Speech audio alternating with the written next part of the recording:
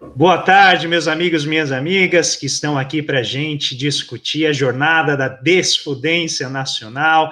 A gente pegou esse nome aqui, inspirado pela Natália Arcuri, né, que tem a jornada da Desfudência, só que aí pessoal, e a gente então trouxe isso para discutir. Afinal, por que é tão difícil, né, para enriquecer numa sociedade que não aprende? Por que esse sonho é vendido de uma maneira muitas vezes leviana, em que coloca as pessoas numa posição de fazer muito mais esforço e ter um rendimento muito menor.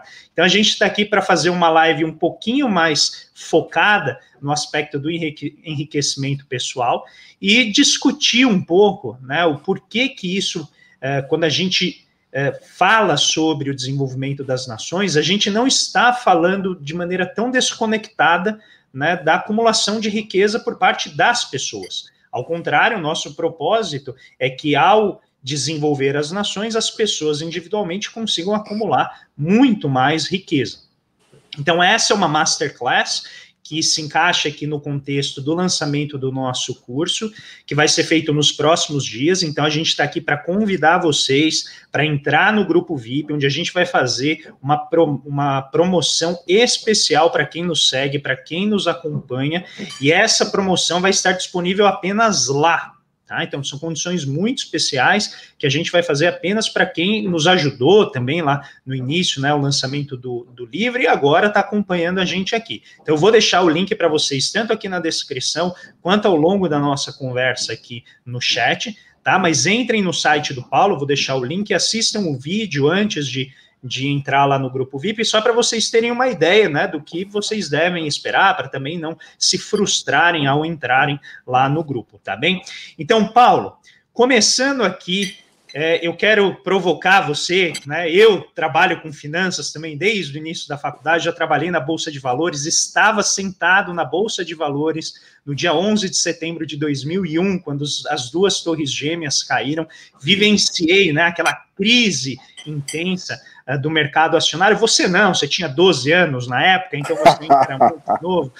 E a gente sempre vê, né? A gente olha de maneira um tanto estupefata, né, a emergência desses coaches das finanças, que em geral são muito bons de comunicação, são pessoas muito hábeis, né, em atrair as pessoas para esse sonho, mas a gente sempre sente aquela falta do fundamento econômico, né? Então, como que você vai chegar para uma pessoa que ganha um salário mínimo, e eu estou colocando um salário mínimo, porque é mais ou menos aqui cerca de 60%, 70% da população que ganha isso, mais ou menos no Brasil. E aí você chega para essa pessoa e fala assim, não, você tem que poupar. Se você poupar, você vai conseguir, por meio de toda a sua dedicação, você vai acumular uma riqueza, eventualmente você vai morar num lugar legal e tal. E o que a gente vê é exatamente, né, as pessoas de baixa renda lutando e não conseguindo sair do lugar. E aí, eu e o Paulo, a gente então conversou sobre fazer essa live, que é um pouquinho fora, né, do que a gente normalmente analisa, mas que a gente tem certeza que é do interesse das pessoas. Por isso que a gente chamou a jornada de desfudência nacional, em vez da jornada de desfudência pessoal. Paulo, como que você vê, né, para a gente dar o pontapé inicial aqui nesse papo, né, a fantasia do enriquecimento pessoal numa sociedade, numa economia, né, no caso, que não aprende? Bom, André, obrigado, prazer falar com você, com todo mundo. Eu adorei a sua ideia de fazer a jornada da desfudência, dar um tributo ao canal Me Poupe, da Natália Arcuri, né? E eu achei fantástica essa ideia dela, né? Tem um curso lá que ela vende que é a jornada da desfudência, em que ela vai te mostrar como você vai se desfudendo, né? E que se aplica muito ao Brasil, porque a verdade é que, não sei se vai desmonetizar o nosso vídeo, esse vídeo não é monetizado, né? Então você pode falar palavrão. Pode falar. Porra, assim, a verdade é que tá todo mundo fudido mesmo, né? Então, e achei uma sacada genial você falar, mas peraí, se não desfuder o país, não dá para desfuder as pessoas. Então a gente precisa pensar numa jornada da desfudência do país, né? Então vamos falar um pouquinho nessa live de hoje, que é o tema-chave do nosso curso e do nosso livro, Brasil, uma economia que não aprende. E no final eu vou fazer questão de dar minhas dicas de coach também da jornada da desfudência para questões pessoais, né? O foco da nossa live é falar da desfudência do país, mas eu também vou querer dar umas dicas aqui, fazer um coach wannabe de questões pessoais, André. Mas eu acho que o espaço é para isso mesmo também, né, Paulo? Porque a gente, né, a gente sempre conversa, o pessoal que segue a gente é mais de centro-esquerda, mais esquerda, e acha que por isso tem que fazer voto de pobreza, e não tem, né? Não, as pessoas que me conhecem sabem que eu estou bem longe de querer ficar fazendo voto de pobreza, né? E não acho que para você estudar todas essas questões que estão da maior gravidade, você precisa fazer voto de pobreza. Aliás, pelo contrário, eu trabalhei muito minha vida inteira, desde os 15 anos eu trabalho, você me conhece, eu trabalho 10 horas por dia, sábado e domingo inclusive, e não é por nada não, é porque realmente eu sou workaholic, né? Eu não consigo parar de trabalhar, então minha vida inteira foi assim e será assim. Vamos começar falando um pouquinho da Bolsa de Valores, que eu achei legal esse pontapé inicial que você deu. Muita gente pergunta, né? Eu fiz lá uma enquete no meu Instagram, perguntando para as pessoas as dúvidas que elas têm de economia, o que elas gostariam de saber, se elas, né, pudessem tirar dúvidas, assim, quais são as questões que mais incomodam. Uma delas é que a Bolsa brasileira está bombando, 120 mil pontos, perto do recorde. Isso está completamente desconectado do que está acontecendo com a economia brasileira. Então, primeiro marcar um ponto de que a Bolsa de Valores tem muito pouco a ver com a situação econômica. Na Bolsa de Valores a gente tem mais ou menos 500 empresas, que são certamente as melhores empresas brasileiras. Muitas delas são grandes monopolistas, né? A gente tem 4, 5 bancos que são grandes oligopolistas e que têm lucros de 100, 120 bi de reais por ano. A gente tem uma monopolista que é a Petrobras, do refino no Brasil. A gente tem uma monopolista do minério de ferro no mundo, que é a Vale do Rio Doce. A gente tem algumas oligopólios locais de aço, como Usiminas, CSN. Então, o alto patamar da Bolsa só nos diz que essas empresas valem muito, que essas 500 empresas valem muito. Agora, vou colocar um contraponto aqui, André. O ano passado, 75 mil restaurantes foram fechados em São Paulo.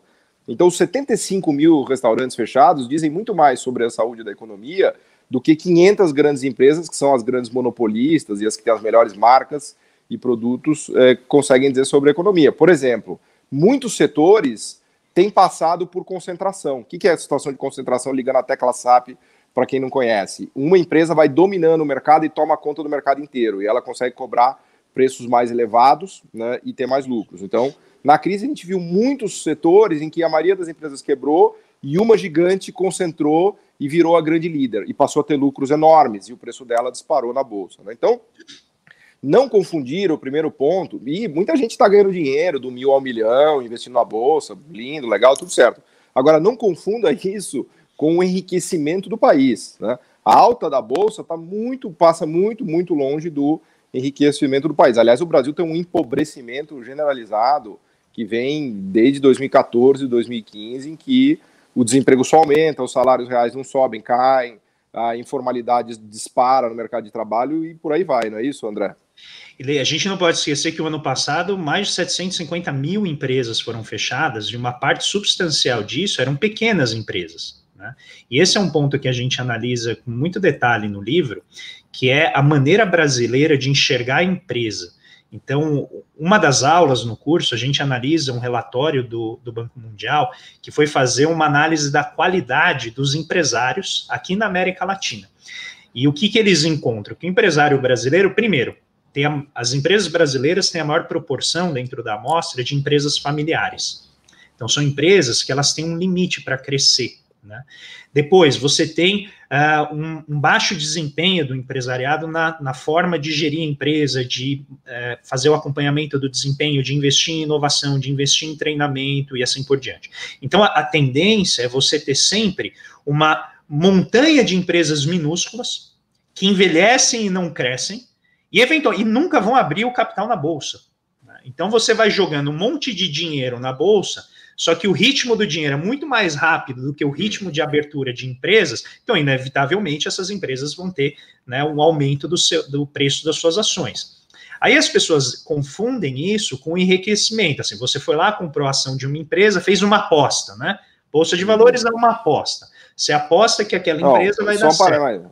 A vida é uma aposta, né? Todo dia você aposta várias coisas. A Bolsa também. E aí você vai lá e compra, né, a ação daquela empresa e aquilo aumenta o seu patrimônio. Aí o que as pessoas não podem esquecer é que você enriquecer na Bolsa é sempre uma questão de timing. Você tem que entrar no momento certo e sair no momento certo.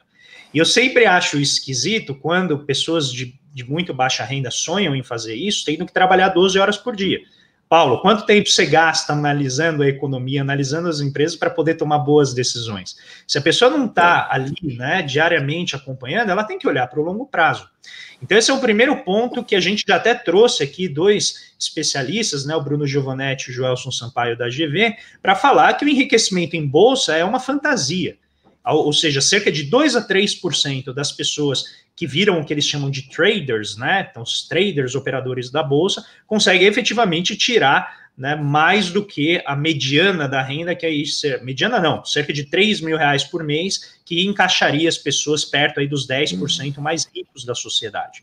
Então, jogar todas as fichas nessa ideia do enriquecimento a partir de empregos que são, entre aspas, mais inseguros, não é a maneira como a gente entende que é o caminho para o enriquecimento nacional. O enriquecimento nacional, ele vem por meio da construção de organizações que são cada vez mais sofisticadas, cada vez mais complexas, e prestem atenção nisso, pessoal, isso aqui é dado, é estudo de vários países. Os países mais desenvolvidos, eles fazem transferência de emprego na mesma empresa entre gerações, ou seja, os filhos vão trabalhar na mesma empresa dos pais, porque a empresa não é de ninguém, a empresa ela é aberta, ela é daquele grupo de acionistas e muitos dos trabalhadores acabam tendo uma participação grande como acionistas das empresas. E isso faz, né, das organizações mais complexas uma base forte para o crescimento da economia. E aí sim, você tem segurança no emprego, você tem capacidade de qualificação da mão de obra, você consegue projetar a sua renda no futuro, você consegue fazer boas decisões de investimento, principalmente olhando onde? Lá ao longo prazo. E não simplesmente querendo ganhar no curtíssimo prazo para dizer, olha, como eu fui esperto. O mundo está cheio de espertos. O problema é que 97% dos espertos, eles perdem, né? E só 3%, segundo os dados aqui, né, do Joelson e do Bruno Giovanetti. Day trade, né? Eu acho que tem uma questão aí que a gente sempre fala, André, que a gente trata lá no curso. Se você não entrou ainda lá no grupo VIP, entra lá que você vai ter uma condição especial. E que a gente fala muito no livro também, que é a questão do indivíduo versus o sistema, né? O que é sistemático e o que é individual. Então, se vende muito no Brasil, inclusive nessa discussão de coaches, de enriquecimento e tal, que o seu enriquecimento depende única e exclusivamente de você e do que você faz. E é evidente que se você for uma pessoa que estudar muito, que eventualmente conseguir ter um salário, um emprego bom, que te permita poupar, que você invista com sabedoria, tudo isso vai te ajudar muito a evoluir na vida. Mas tem um lado que você não controla, que depende do sistema, do que a gente chama do sistema produtivo. Imagina que a economia é uma floresta. Então, quando você chega na floresta, a floresta já está construída, né?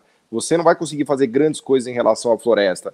É a mesma coisa do mercado de trabalho. O mercado de trabalho brasileiro é horrível, porque a gente não tem essas empresas que o André falou, a gente não tem essas grandes corporações que inovam, que investem em tecnologia, que são as chamadas indústrias super high-tech, ou as empresas do tipo do Vale do Silício, do Google, né? Então, quando você chega no mercado de trabalho, as suas opções são muito ruins, porque você vai poder trabalhar ou no setor de serviços, que tem pouca economia de escala, pouca inovação, que paga salários muito baixos, ou você vai ter algum trabalho informal, ou você vai virar motorista de Uber, que é o que eu sempre brinco, falo, e depois vai ter uma masterclass que eu vou falar sobre isso, né? O engenheiro que virou Uber. Na minha época lá atrás era o engenheiro que virou suco, né? Agora que ele era o cara que tinha feito acho que tá até hoje lá na Paulista, né? Na Paulista aqui, ó, fica até perto de casa. Uma loja que ele vende sucos, né? Ele era engenheiro e tal, e isso demonstra justamente essa ausência de um sistema produtivo capaz de absorver as pessoas em bons empregos, com bons salários, com alta produtividade. Então, por mais que você trabalhe 10, 12 horas por dia, sendo um motorista de Uber, trabalhando de lojista, de atendente numa loja, trabalhando numa padaria, você não vai conseguir prosperar. Esse é o ponto. Porque você não tem a oportunidade dos trabalhos, eles não existem na economia brasileira. O engenheiro alemão, ele ganha 15, 20 mil dólares todo mês. Por quê? Porque quando o engenheiro alemão chega no mercado de trabalho, no que a gente chama do Mittelstand, que é aquela potência, aquela maquinaria de empresas alemãs, o engenheiro alemão, ele pode escolher as melhores empresas do mundo para trabalhar.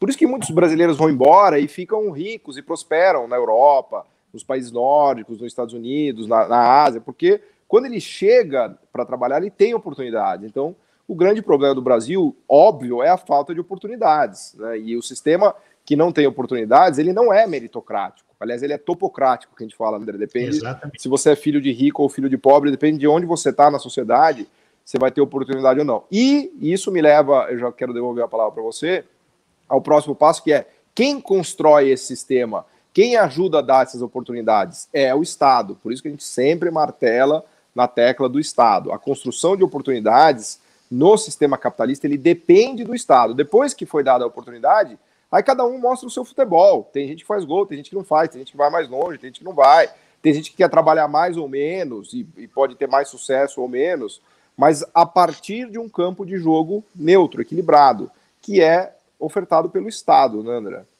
E a parte importante da riqueza, que a gente sempre analisa aqui com cuidado, da riqueza pessoal tem a ver com infraestrutura, né? Então, qual que é a típica situação de aglomeração, de desigualdade que ocorre nas cidades? Os ricos, eles moram perto de muitos equipamentos públicos e não usam quase nada. Mas eles precisam dos equipamentos públicos para valorizar seus imóveis, né? Então, nada para valorizar um imóvel como a abertura de uma estação de metrô do lado, que o rico jamais vai usar, né? Mas aquilo valoriza o imóvel. Agora, imagina a importância da infraestrutura para uma pessoa que gasta 30% da sua renda ou mais com água, né? Porque ela possivelmente tem um custo enorme para obter aquilo, quando não tem, né, no caso de algumas cidades em que o crime organizado já ocupou, né, principalmente o caso do Rio de Janeiro, em que ela tem que pagar uma série de pedágios, né, para a milícia local e assim por diante. A infraestrutura é parte da riqueza do povo. Então, quanto melhor a infraestrutura, menos o povo tem que gastar com aqueles elementos básicos e mais dinheiro sobra, evidentemente.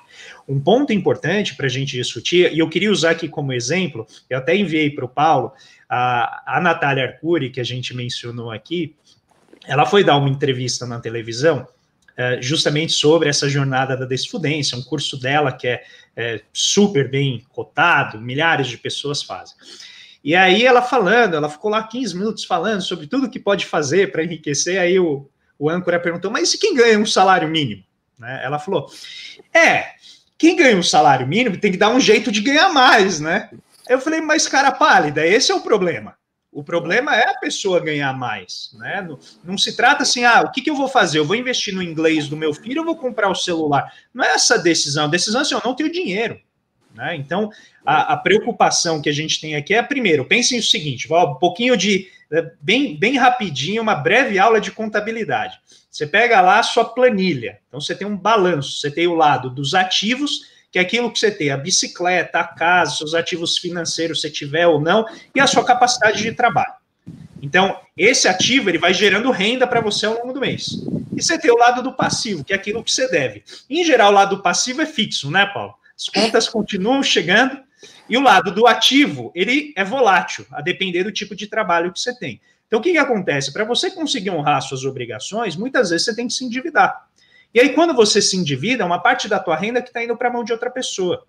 E a realidade do nosso país é que as pessoas de baixa renda, elas estão muito endividadas. Então, evidentemente, você pode ir lá falar para elas pouparem, mas elas vão começar a poupar em quê?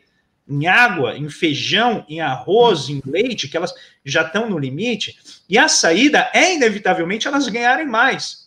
Agora, se você falar para as pessoas irem ganhar mais, e atividades são muito arriscadas, elas correm o risco de ainda perder ainda mais, porque elas possivelmente vão ter que pegar dinheiro emprestado para viabilizar. Então, eu achei interessante essa resposta da Natália quando ela foi indagada, porque esse é exatamente o nosso ponto, né? Na mesma discussão do ajuste fiscal, você pode só cortar gasto, mas aí vai começar a faltar policial, vai começar a faltar água, vai começar a faltar energia, ou você pode arrecadar mais, aumentar a renda do Estado de uma maneira a torná-lo, né, mais, vamos dizer, igualitário.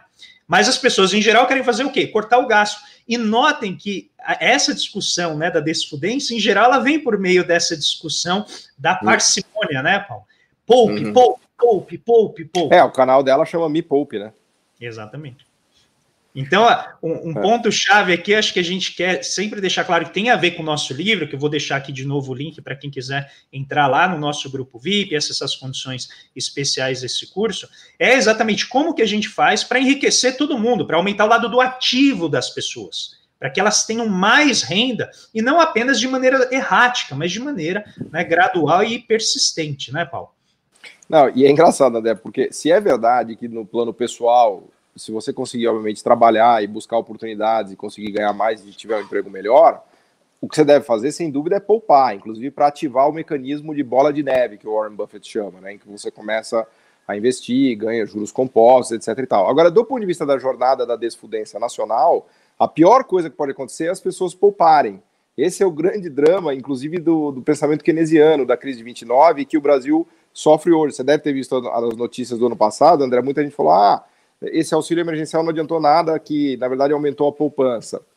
O grande problema de uma crise, e aí me lembrei agora do canal da Natália, do Me Poupe, é que quando todo mundo poupa e ninguém gasta, a economia vai para o buraco. Esse é o drama de uma crise.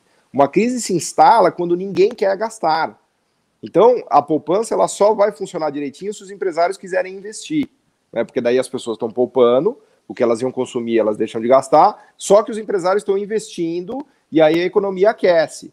O que a gente vê nas grandes crises é justamente o contrário. Ninguém quer gastar e nenhum empresário quer investir. E aí a economia afunda. E aí eu volto na tecla do Estado. Numa situação dessas, em que está todo mundo com medo, ninguém quer investir, ninguém quer gastar, ninguém quer consumir, todo mundo quer poupar, a economia vai para o buraco. São as pessoas que criam a crise, né? É o medo das pessoas de gastar e de investir, não é investir na bolsa, do empresário construir uma fábrica, uma máquina, um bem de capital. É isso que cria a crise. E só quem pode tirar a economia da crise é o Estado. O Estado, especialmente fazendo investimento público em infraestrutura, nessas que o André falou, de saúde, de educação, até mesmo de logística, de estrada, de ferrovia.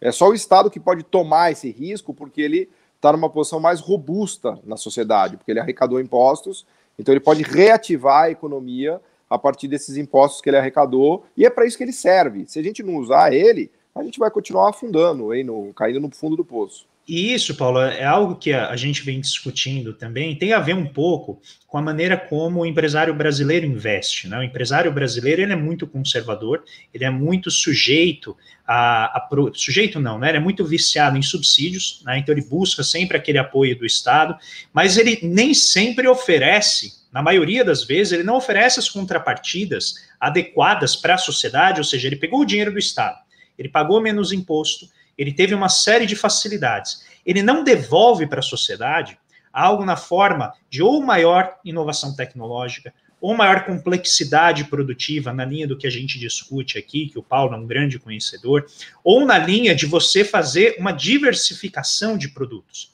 Aí eu tenho até aqui no canal um vídeo que eu fiz sobre o Shark Tank, né? Você também publicou um texto sobre as sardinhas, né, sobre as sardinhas brasileiras, né, no Shark Tank. Para quem não conhece, o Shark Tank é um programa que foi iniciado lá na TV norte-americana, é um sucesso, assim. Agora você tem empresários de 12 anos, o pessoal já está tendo ideia antes de sair da escola e tal. E quando eles fizeram a versão brasileira, para mim foi um grande choque, né, porque quando você assiste a versão americana, a primeira coisa que você tem gente que vai lá apresentar um produto. Eu tenho uma garrafa diferente, tem 18 patentes na garrafa, né? E aí o pessoal fala, eu gosto de patente, por quê? Porque é proteção à concorrência. Né? É busca de monopólio. Isso, os empresários que vão lá comprar, né, fazer o lance para ser sócio das empresas e tal, eles geralmente eles querem ser protegidos. Aliás, desculpa, André, eu te interromper. É muito claro o Shark Tank, porque ele mostra como o capitalismo funciona de verdade. Todo empresário, a primeira pergunta que ele faz é como eu fujo da concorrência? O empresário odeia a concorrência. Não, ele fala, como é que eu me protejo? Né? Ele fala Exato. assim, se você vai produzir pizza congelada, é muito difícil entrar na geladeira do supermercado, você tem muita concorrência. Não vou entrar não. E eles vão de cara, muita concorrência. Exato, não. É uma aula de como funciona a economia. E é isso que eu acho, Paulo, que às vezes me deixa doido, a gente que está há tanto tempo na economia, como que os economistas continuam falando isso? Né? Não, você precisa produzir concorrência. O empresário não quer concorrência. O empresário quer monopólio. Aí ele vai depois dar um jeito de devolver para a sociedade na forma de instituições de caridade, né? Alguma coisa que leve o nome dele. Mas ele não quer concorrência. Ele quer, na verdade, aquele oceano azul, né? Que tem até o nome do livro, protegidinho, que não tem a concorrência predatória e tal, que significa, em essência, ser um oligopólio, ou ser um monopólio. Que é ganhar dinheiro, é o jeito mais fácil de ganhar dinheiro. Né? Warren Buffett, Paulo, a gente que já leu os livros de como Warren Buffett enriqueceu, qual é a regra número 1 para ele investir em empresa? Tem que ser monopólio. Procure os monopólios. O lema dele é muito claro. Procure os monopólios na Bolsa, né? Aí ele diz assim, ó, tem que ser monopólio e tem que ter baixo endividamento. Quem que tem baixo endividamento? Quem ganha muito, né? Endividamento em cima do seu ativo. Você tem muito dinheiro, você acumula poupança e converteu aquilo em mais estoque de capital, seu endividamento vai ser menor. É óbvio, ele investe e ganha dinheiro em cima disso. Mas você estava falando das sardinhas brasileiras, Isso. Aí, voltando ao Shark Tank. Quando você vê aqui no Brasil, em geral, assim, gente, é o que a gente quer dizer. A gente não tem nada contra o empresário, ao contrário, a gente gostaria que os empresários fossem mais bem-sucedidos. A gente gostaria de não ter que falar de nomes particulares de pessoas, de poder falar de grandes corporações, de grandes multinacionais brasileiras que estão aqui aproveitando o fantástico mercado regional que nós temos na América Latina. Mas não é o que acontece. As chamadas multilatinas, que são as empresas multinacionais, né, aqui da região, em geral, elas têm uma diferença muito grande. No curso, tem uma aula específica sobre as multilatinas, assim, sobre qual é o comportamento das empresas multinacionais aqui na região. E aí você vai ver o Shark Tank aqui no Brasil, e novamente, pessoal super bem intencionado, tal. O que a gente está tentando expor é a estrutura econômica. Então, quando você abre um programa como esse, o que aparece lá? Olha, eu tenho um produtor de gel de cabelo. Aí ele vai lá e fala, preciso de alguém para me ajudar a produzir. Para você seria um péssimo negócio o cara vender gel de cabelo. Eu já não sou consumidor dessa pessoa, né? E então, quando vocês veem o bullying, né, pessoal? Cotidiano. Desculpa, cara. Eu fico muito amigo da pessoa, eu perco o respeito. Eu vou me policiar. Então, parem para pensar, gente. Você tem assim, uma pessoa que é uma veterinária e ela quer, por exemplo, escalar um negócio dela, só que a alma do negócio dela é ela. É o jeito que ela trata os clientes, é o conhecimento dela. Então, fica muito difícil ela tornar aquilo uma empresa muito grande. E aí a maioria desses negócios, eles acabam não sendo viabilizados no Shark Tank, porque os empresários, né, os tubarões ali, eles olham aquilo e ele falam, olha, que legal, é honesto, é um trabalho, um baita esforço, muitos deles choram em vários momentos, porque são histórias de superação, mas você fala, mas por que tem que ser uma história de superação desse jeito?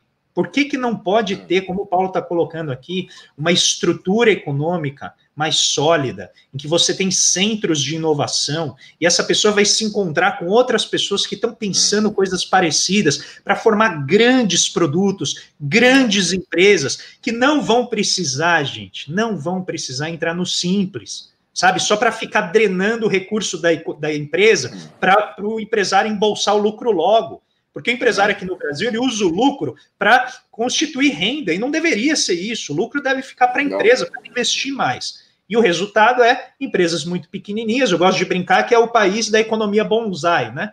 Então, você põe lá a arvorezinha num potinho bem pequeno, ela não consegue estender as raízes e crescer, né, bonita, frondosa, ela fica sempre aquela arvorezinha pequena.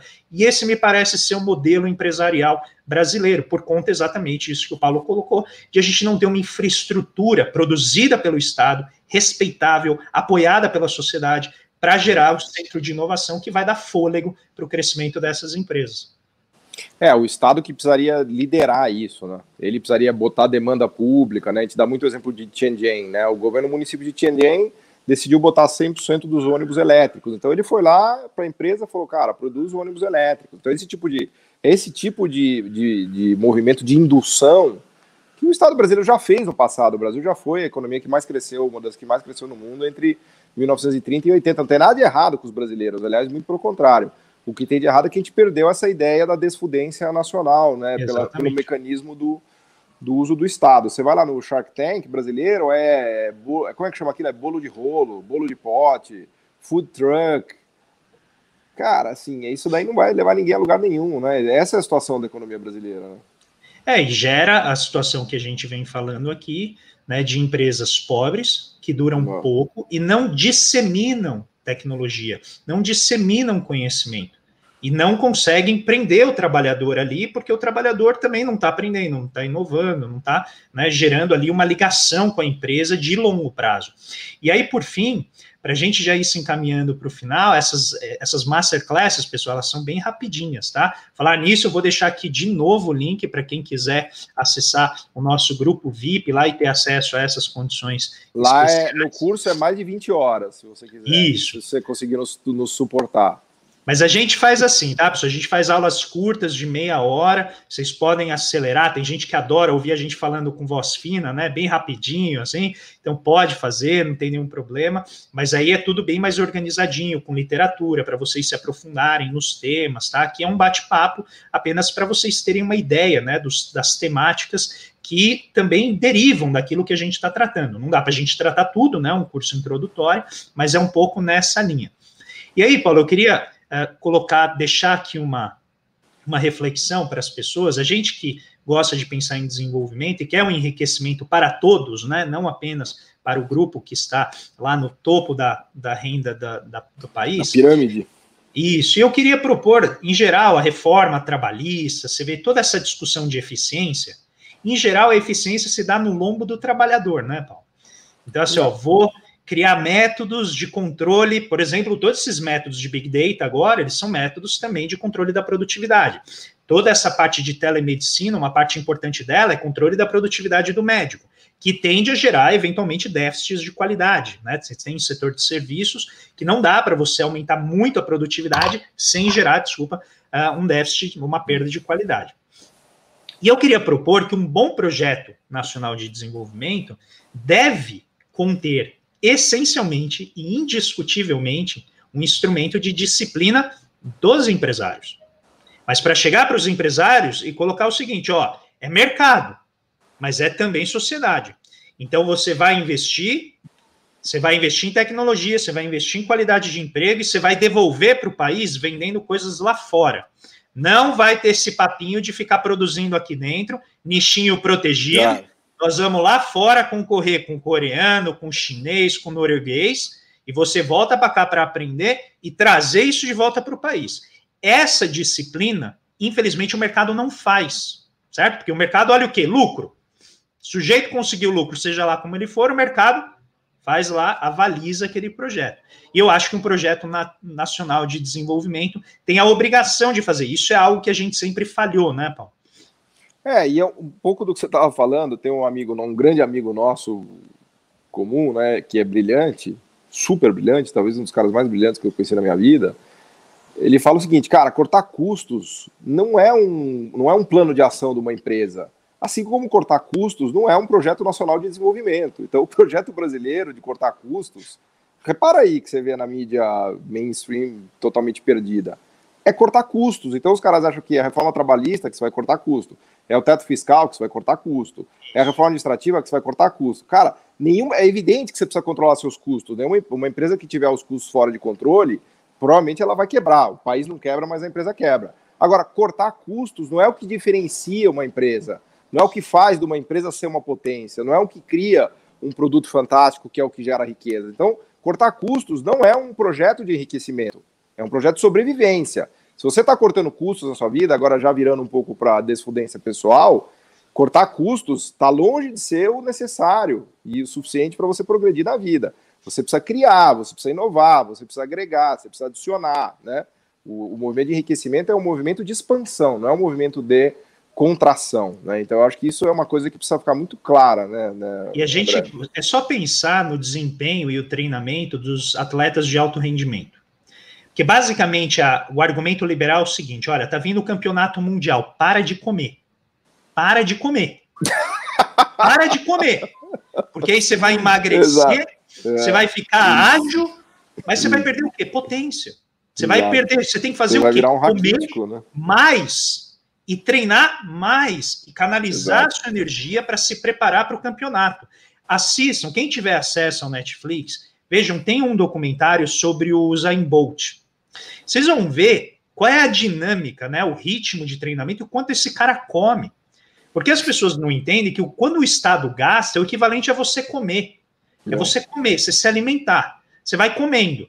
Aí você vai engordando, vem a política monetária e faz o quê? Alarga o cinto. Pra você poder comer mais. Tem o pessoal que vai, né, para rodízio de carne, já vai com o cinto mais largo, para a política monetária poder acomodar, né, aquela expansão do gasto, que é a gente comendo. Agora, a questão é, se você só parar de comer e com isso tiver que parar a atividade, você tem que ficar sentado para emagrecer, você vai perder potência, você vai perder agilidade. Por isso que os atletas, eles comem mais, melhor e treinam. Mas a sua metáfora é maravilhosa, porque se você só comer e não fizer nada, você vai virar um obeso, e aí você tá ferrado. Você precisa comer e transformar aquilo em treino, em musculatura, em eficiência e tudo mais. Então, você tem que fazer o ciclo completo, né, André? E eu brinco que quando você vê a gordura localizada, que as pessoas odeiam, né, em geral, o que é aquilo? Você vê que a gente é coach também de psicologia de engorda, também, né? Podemos falar disso também, né? O pior é que daqui a pouco a gente não vai poder falar nada dos coaches, né? Porque a gente também está saindo muito da nossa seara. Mas como aqui vale tudo, então tudo bem. Mas a gente não está falando nenhuma baboseira. Mas você vê... Não da nossa perspectiva. A gordura localizada, o que é? É energia desempregada. É como você ter pessoas que não estão trabalhando na economia. Aquilo é energia que poderia estar sendo utilizada para atingir determinado objetivo e a pessoa está parada lá, ela não está sendo utilizada. O que a gente precisa é fazer com que a economia fique fit, né? Ela tem que lá estar magrinha, muita massa, né? Massa magra, pouca, né? A massa que é ruim, agora eu lembro o nome, se é massa gorda ou não. E você tem que fazer a economia trabalhar. Como que você faz isso? Joga no campeonato. Põe no campeonato. Qual que é o campeonato? Exportações. Então, acho que o que falta é a gente também colocar sobre o nosso empresariado essa disciplina do mercado exterior. Aí, Paulo, a gente vai ter isso que a gente está falando. Organizações que se complexificam, ficam grandes, ficam sólidas, sofisticadas, oferecem emprego de qualidade com segurança intergeracionalmente. Então, vão querer atrair os filhos dos empregados para que eles continuem tocando, né, tudo aquilo que foi, né, desenvolvido de conhecimento, de entendimento das regras. E com isso as pessoas enriquecem.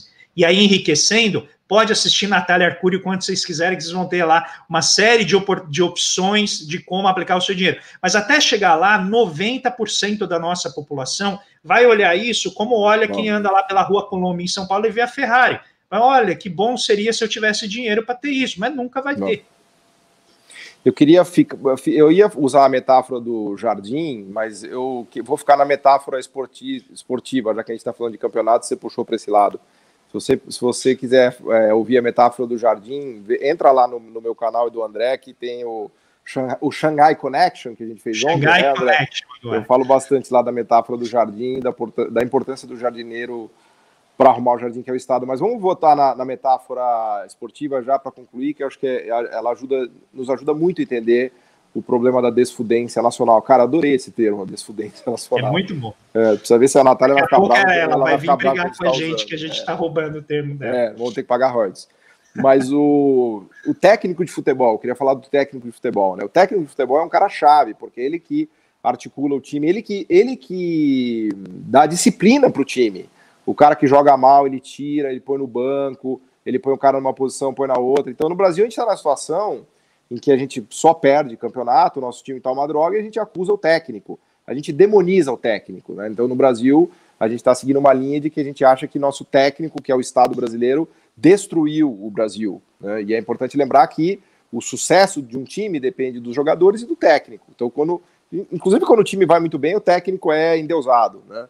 E quando vai mal, ele é demonizado. Então, acho que no Brasil a gente sofre desse problema. A gente precisa resgatar a reputação do técnico. Não estou nem falando que é o técnico A, B, C ou D. Estou falando da importância da figura técnica. Exato. Técnico, né? O Brasil caiu nessa ideia completamente idiota de achar que pode ganhar um campeonato de futebol sem ter técnico. Porque talvez os outros técnicos tenham sido ruins, e foram, né? O do momento é o pior da história, não precisa nem falar nada, mas o fato é que você ter um técnico ruim não acaba com a função de técnico, que é essencial, né, André?